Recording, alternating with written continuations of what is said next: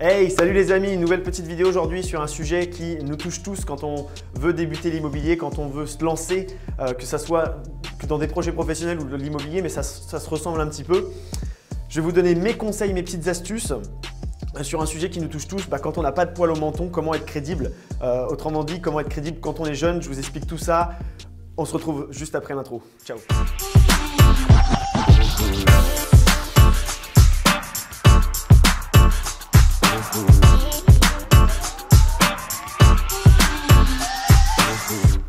Ok, alors première chose à savoir, quand on veut se lancer, que ce soit dans l'immobilier, dans un projet, etc., avant tout il nous faut des connaissances.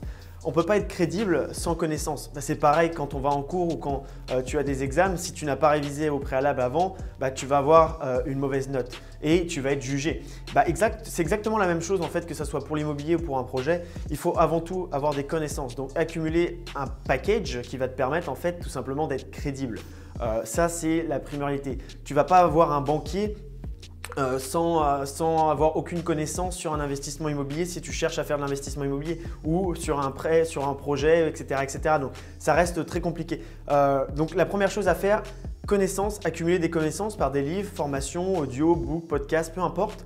Vraiment, se mettre dans une sphère où on accumule de l'information et de l'information et de l'information pour vraiment pouvoir avoir une conversation confiante quand on sera avec le banquier. Ça, je pense que c'est une des clés importantes pour mieux se crédibiliser quand tu n'as pas de poil au menton. Parce que le premier jugement que la personne va avoir, elle va se dire « Oula, c'est qui ce petit genou qui va me vendre un marchand de tapis ?» Donc, première chose, connaissance. Deuxième chose, c'est l'organisation. Comment je vais pouvoir vous expliquer ça? L'organisation, ça va vraiment vous crédibiliser. Si tu vas voir le banquier pour un projet pro ou tu vas voir un comptable ou tu vas voir n'importe qui en fait que tu vas toucher, que ce soit des artisans, etc. je vais t'expliquer mes petites méthodes que j'ai appliquées pour pouvoir essayer d'être un maximum le plus crédible.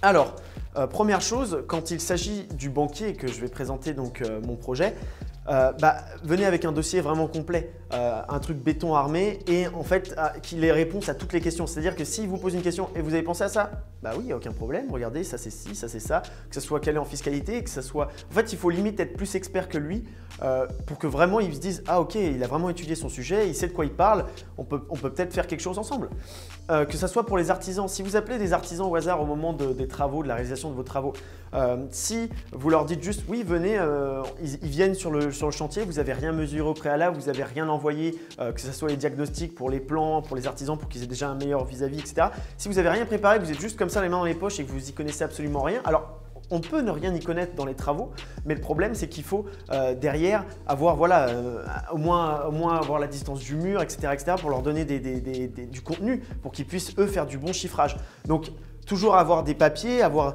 ne serait-ce qu'un mètre, etc. Ça c'est très important pour vous crédibiliser vis-à-vis des artisans qui eux, quand ils vont voir un petit genou, ils vont chiffrer, ils se disent il y connaît rien, etc. Donc ça peut vite être compliqué. Et c'est idem pour tous les autres, pour tout le monde. Un notaire, bon, alors le notaire, généralement il fait son travail, donc il sait que lui il gagne de l'argent, peu importe, mais néanmoins ça reste bien quand on sait de quoi on parle devant un notaire.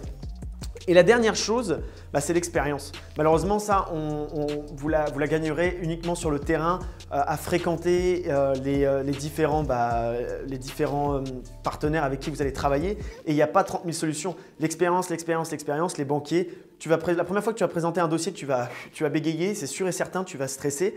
La deuxième fois, ça va aller mieux. Et puis là, au bout de la 10e fois, tu poseras juste ton dossier, puis tu présenteras et tu seras no stress. Donc là, voilà, c'est vraiment ce que je veux te dire, c'est l'expérience. Pareil pour les artisans, au début, tu vas faire une première expérience avec des artisans, ça va te plaire. Au bout d'un moment, tu vas avoir une meilleure expertise, tu vas savoir que là, ok, on va mettre un BA13, là, on va faire une saignée, là, on va faire ci, etc. Donc là, tu vas vraiment te sentir plus à l'aise. Tout ça pour dire que ces trois combinaisons, ça va vraiment te permettre d'être plus crédible. C'est-à-dire que si toi, à l'heure actuelle, tu ressembles à un gamin de 18 ans quand tu vas faire ton investissement immobilier ou quand tu veux juste monter un projet et que tu as besoin de partenaires extérieurs, voilà les astuces. C'est mes petites astuces à moi. Sois préparé, avoir de l'expérience, ça tu vas l'acquérir en passant à l'action tout simplement. Mais si tu restes derrière en te disant bon, on va attendre dans quelques années, là la société dit qu'à cet âge-là, normalement on n'est pas censé faire ces choses-là, et là détrompe-toi, passe à l'action et puis tu auras les résultats que tu veux. Ciao les amis, on se retrouve probablement pour une prochaine vidéo. Ciao.